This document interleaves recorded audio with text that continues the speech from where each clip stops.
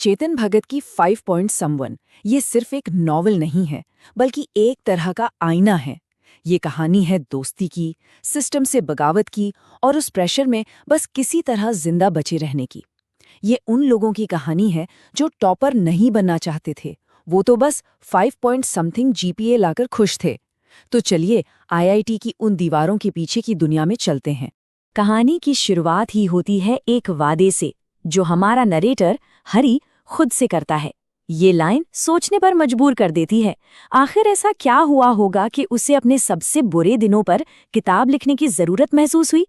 तो साफ है, ये कोई आम कॉलेज की कहानी तो बिल्कुल नहीं है।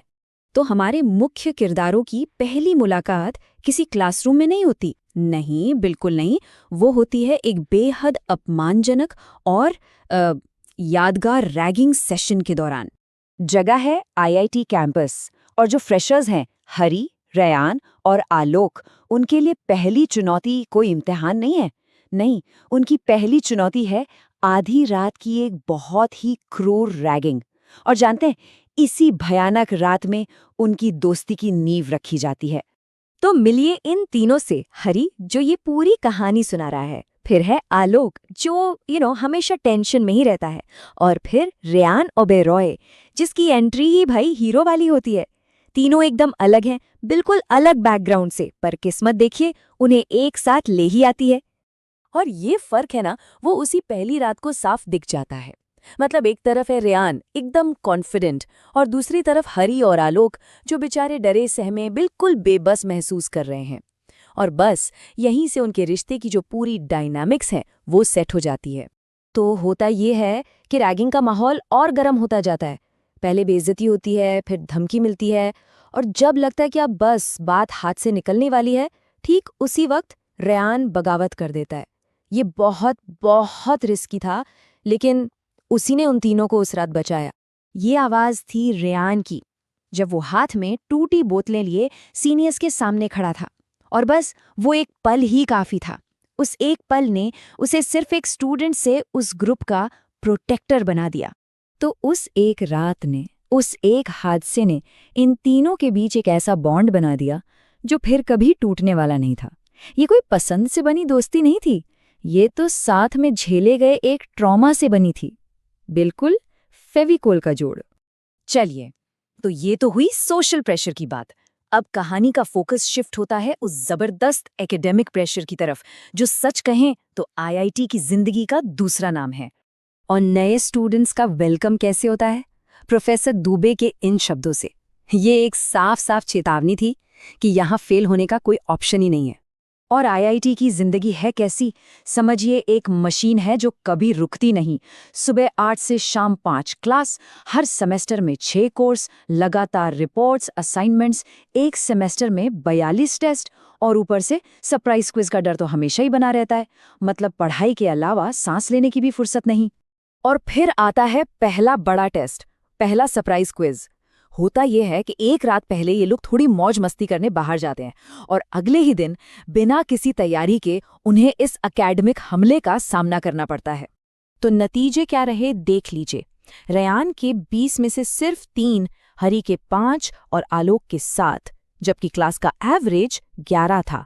मतलब एवरेज से भी बहुत बहुत नीचे। ये एक जबरदस्त झटका था। अब यहाँ पर उस शौक को समझना जरूरी है। ये वो लड़के थे जिनके कभी 75% से कम आए ही नहीं थे। ये हमेशा से टॉपर्स थे, और जिंदगी में पहली बार, वो भी आईआईटी में आकर, उन्हें ऐसी नाकामी देखनी पड़ी। जाहिर है उनके कॉन्फिडेंस के लिए ये एक बहुत बहुत बड़ा झटका था।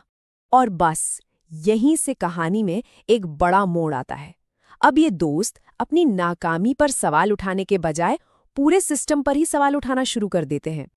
और इस बगावत की शुरुआत करता है रेयान एक सिंपल से सवाल के साथ, क्या हो अगर प्रॉब्लम हम में नहीं बल्कि इस सिस्टम में ही हो?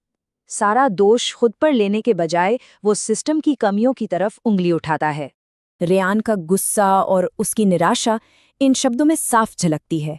उसका मानना था कि ये सिस्टम असली इनोवेशन को बढ़ावा देने के बजाय रट्टाफिकेशन पर जोर देता है, जिससे क्रिएटिविटी का दम घुट जाता है। तो इस प्रॉब्लम का सल्यूशन क्या निकाला उन्होंने? एक पैक्ट, एक समझौता, जिसे वो नाम देते हैं द बॉर्डर लाइन।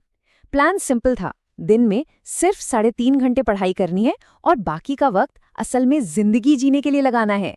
ये सिस्टम को हराने का उनका अपना तरीका था। तो अब लक्ष्य क्लास टॉप करना नहीं था। नहीं, लक्ष्य था बस सर्वाइव करना। मतलब जानबूझकर एक एवरेज जीपीए का टारगेट सेट किया गया, एक 5 पॉइंट समथिंग, ताकि पढ़ाई के बोझ तले उनकी अपनी जिंदगी ही न दब जाए। और उनकी ये जो नई फिलॉसफी थी ना कि जिंदगी पढ़ाई से ज्यादा जरूरी है, इसे समझाने के लिए एक किस्सा बिल्कुल परफेक्ट है। तो होता ये है कि एक सुबह सुबह रेयान जबरदस्ती हरी को जॉगिंग पर ले जाता है। वहीं पर एक छोटी सी कार हरी को टक्कर मार देती है और कार चला रही होती है नेहा। और बस वहीं से कनेक्शन बन जाता है। ये सब सिर्फ इसलिए हुआ क्योंकि उस दिन हरी ने किताबों से बाहर निकलकर कुछ किया। कह सकते हैं ये उनके नए प्लान का पहला इनाम था। लेकिन कहानी में एक पेंच है। वो पेंच ये था कि नेहा कोई और नहीं बल्कि उनके अपने मैकेनिकल इंजीनियरिंग डिपार्टमेंट के हेड प्रोफेसर चेरियन की बेटी थी।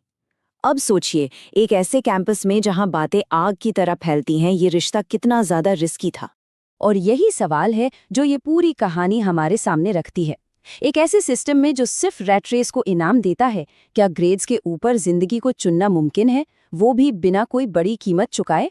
और ये सवाल सिर्फ आईआईटी का नहीं है, ये हम सबका है, हर उस इंसान का जो इस दौड़ में अपनी पहचान बचाने की कोशिश कर रहा है।